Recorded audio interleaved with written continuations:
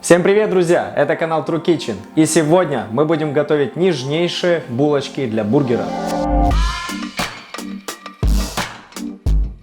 Для начала молоко 135 мл ставим нагреваться. Когда молоко стало едва теплым, вливаем его в миску, где мы будем вымешивать тесто. По температуре оно не должно быть горячим для ваших рук. Если оно будет таковым, то дайте ему немножко остыть. Затем добавляю 5 грамм сухих дрожжей и столовую ложку сахара. Дальше немножко вымешиваем до растворения сахара. Далее накрываем чистым сухим полотенцем и на 10-15 минут убираем в теплое место, чтобы начали играть дрожжи. После этого добавляем 1 куриное яйцо, соль 3/4 чайных ложки, перемешиваем. И теперь, помешивая, постепенно начинаем добавлять и просеивать муку. Сначала лопаткой, либо ложечкой, затем руками.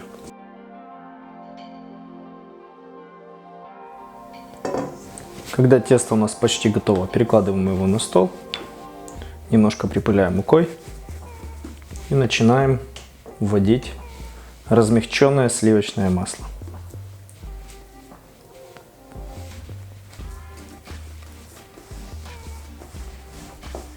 И продолжаем замешивать. Тесто у нас должно получиться мягким и эластичным. Не нужно его сильно забивать. У меня оно уже почти готово. Оно может едва-едва в конце приставать к рукам. Это не критично. Лучше сделать так, чем получить забитое тесто, которое в конечном итоге плохо подойдет, и булочки у нас будут дубовые. Вот такое тесто у нас получилось. Буквально чуть-чуть липнет к рукам. Но это именно то, что нам нужно. Берем чистую сухую миску, погружаем туда наше тесто. Теперь смазываем его небольшим количеством растительного масла. Накрываем емкость пленкой. Вместо пленки можно накрыть чистым сухим полотенцем, но я это делаю пленкой для того, чтобы тесто не обветривалось. И ставим на расстойку примерно на час. Все зависит от того, какая будет температура в том месте, где у вас будет стоять тесто. Оно должно подойти примерно в 2 раза. Сейчас покажу небольшую хитрость. Я делаю расстойку в духовке на режиме подсветки, вот здесь вот.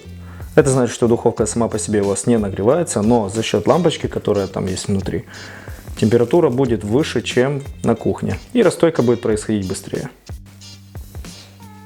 Прошел час. Достаем тесто, слегка приминаем его.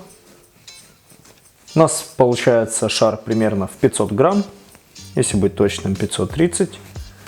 Вот, мы можем его разделить на 5 булочек по 100 грамм. Этого будет достаточно. Берем противень, на котором мы будем запекать.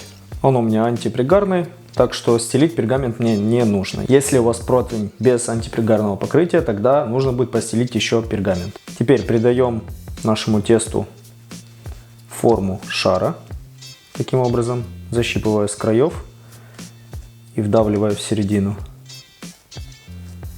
Так нужно делать недолго, пока у нас здесь не начнет образовываться шар, и при этом выдавливая вот такие вот пузырьки воздуха.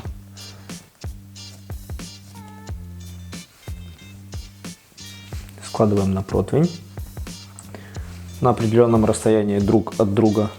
Наши шарики потом должны будут вырасти еще в 2 раза и еще чуть-чуть во время запекания.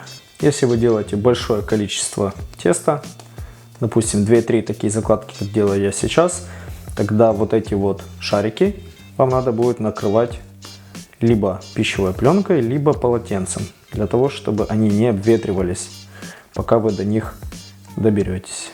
Тесто очень эластичное, оно едва-едва прилипает к рукам, но при этом не остается на них. С ним очень приятно работать. Сформировали наши шарики, будущие булочки. Теперь 2 варианта. Опять же, либо мы сухим полотенцем накрываем, либо обматываем пищевой пленкой.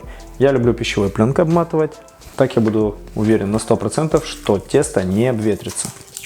И снова ставим примерно на час в теплое место, для того, чтобы тесто поднялось в 2 раза.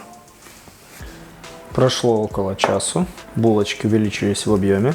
Перед запеканием булочки обычно смазывают либо яйцом, либо молоком. Какая разница, чем смазывать? Если вы смажете булочки яйцом, они будут глянцевые. Если вы смажете булочки молоком, они будут матовые. Сейчас я буду смазывать молоком. При желании булочки можно посыпать кунжутом. Но я не люблю, когда они сыпятся, поэтому делать я этого не буду. Булочки ставим в духовку, разогретую на 200 градусов, на 12 минут.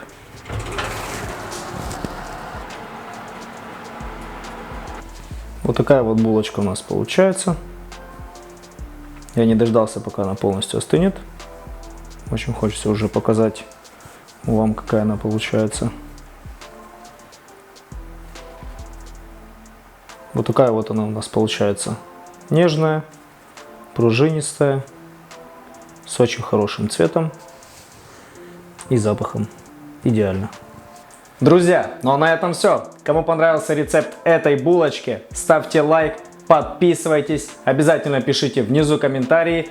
Дальше только интересней.